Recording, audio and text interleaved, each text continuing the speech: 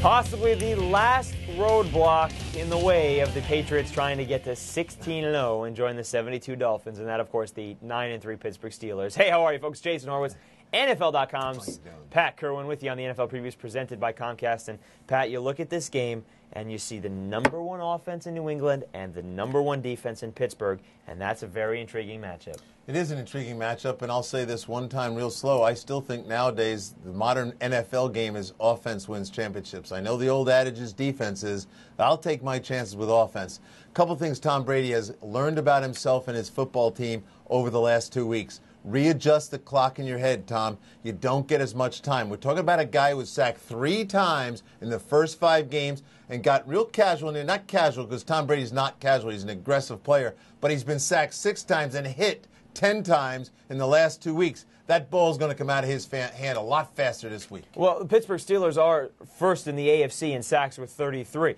and they spread it out as well. You've talked about that all season long with more than 10 guys getting sacks this season. They spread it out, and they're going to be healthy this week. Troy Polamalu is going to be back in the lineup. But are they going to be quick enough to the quarterback to make him choose different ways? I mean, yes, are they going to be quick enough? It's a good question, but remember, every quarterback fits into one of 2 groups. Force him to get out of the pocket or keep him in the pocket. Tom Brady's clearly a guy you want to get out of the pocket.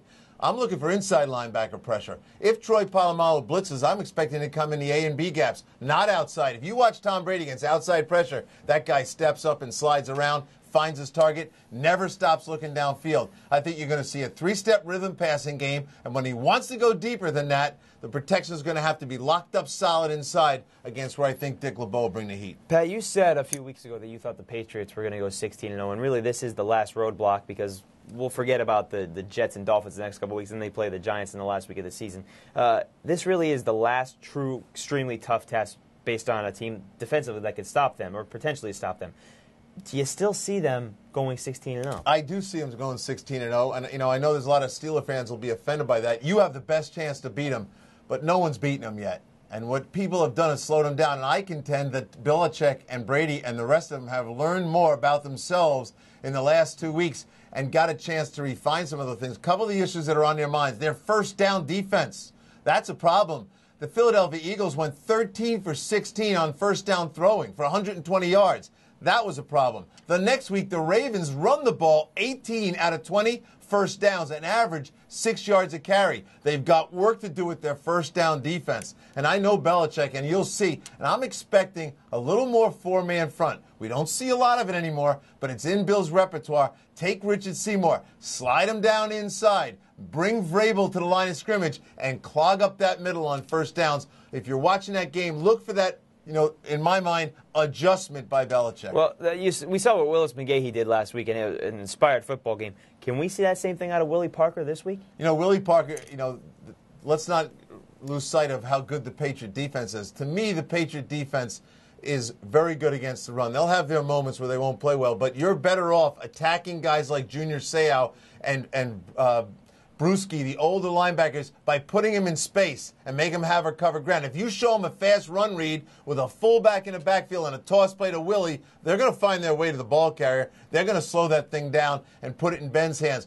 Ben's dangerous right now. He's having his best year throwing, but Ben gets sacked once every 9 pass attempts, and New England's no slouch at bringing pressure the same way Pittsburgh does from everywhere. All right, well, Ben Roethlisberger is second in the AFC in touchdown passes. Of course, that is to Tom Brady. Roethlisberger 25, but that is slowed down the last few weeks. Pat, I know you like obviously if you like the Patriots to go undefeated, that means you like them in this ball game. How big? Okay, last 3 weeks, I know one game was in torrential downpour. The Steelers have scored 43 points in the last 3 weeks. You figure out the math. That's 14 points a game. Conversely, the Patriots, you want to talk about all their struggles? They haven't been beaten, and they're averaging 38 points. I like that score, personally. I like that score, 38-14 New England. All right, let's not forget, folks, the Patriots stopped the Steelers when they had 16 regular season winning streak. Right. This is the time that the Steelers can try and pay them back. We'll see if it happens. 4:15 p.m. Eastern on CBS. And it's a game, of course, that you hear all about throughout the rest of the weekend. Of course, on CBSSports.com and all over the CBS Audience Network. For NFL.com's Pat Kirwan, I'm Jason Horowitz. Take care.